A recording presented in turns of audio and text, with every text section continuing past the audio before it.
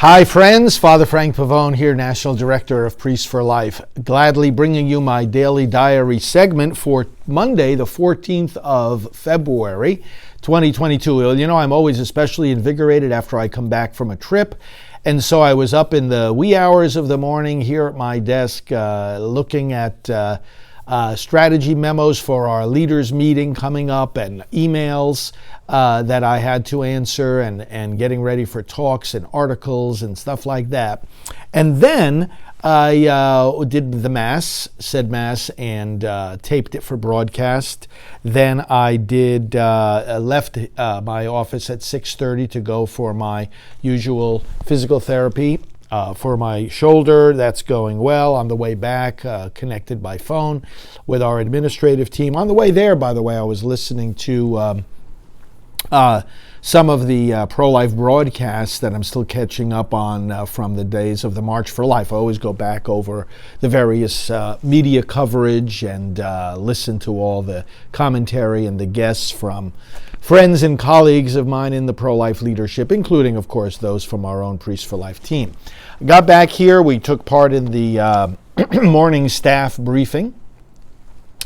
And right after that, met up with a few individual staff to get the work of the day underway, and including our social media team and our website team. You know, every day we're pushing hard to get the messages out about abortion, about key developments in the pro-life movement to the target audiences we need to reach to make a difference. So it may be a difference because of an election taking place in a particular state or any other kinds of strategic considerations. So then I met with our executive team from 9:30 to 10:30 because we have the pro-life leaders coming in this week, and we had to make all kinds of final arrangements for that, including, you know, what kind of strategic conversations are we going to have.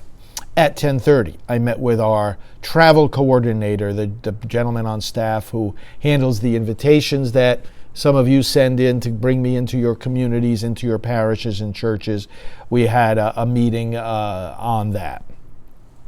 From 11 to almost 12, I met with our director of social media, and we came up with some new targeted ads and some other kinds of things to improve our outreach to you and other people. Had a quick lunch at 12. Went into the studio to tape a segment for Radio Maria, and then at 12:30 connected again with our travel coordinator to continue talking about trips that I've already accepted for the coming months, and working on some of the details of those trips.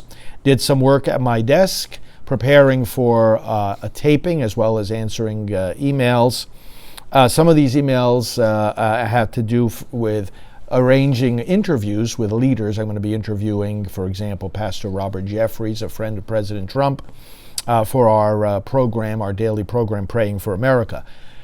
Speaking of that program, I went into the studio at 2 p.m. to do a taping of that, together with a taping of some spots for Right Side Broadcasting Network. At 3 p.m., I had a meeting by Zoom with the two co-founders, one of whom is our executive director, of the Silent No More Awareness Campaign. So Janet and also Georgette Forney, and our video editor here, and we were planning for Georgette's visit here this week. And one of the things we do each year at this time is we take the testimonies that were given by members of Silent No More at the March for Life and at the Walk for Life West Coast, and we get those prepared for the website and for distribution on social media and so forth. We did that. After that meeting, I met with our technology team who are preparing for me my new iPhone, the version 13, and they updated me about the progress on that. I then got a letter to the bishops finalized. We are sending them a letter about our international outreach, our collaboration with the Vatican and with the Holy See's mission to the United Nations, etc. Also got ready a letter for some of our top donors, asking them for help on various projects. That was between 4 and 4:15. At 4:15, I met again with our executive director because there's a whole host of things we have to decide about projects going forward. We worked on that until about 5. Our director of communications then at that time interviewed me about some of my past trips for some articles she's writing for our newsletter. And then after that I had dinner here at the office, and I was tired after dinner, so I just spent some extra time relaxing and praying and then went to sleep early. So that was the day on Monday, February 14th. You know, these daily diary segments help me continue to have perspective about the days and how they are going, and hopefully help all who watch to understand that we are absolutely committed to using every moment of the day, serving you, serving the unborn, using well the resources that God has given us through many of you to do this important work. Thanks so much for watching. We'll talk to you soon.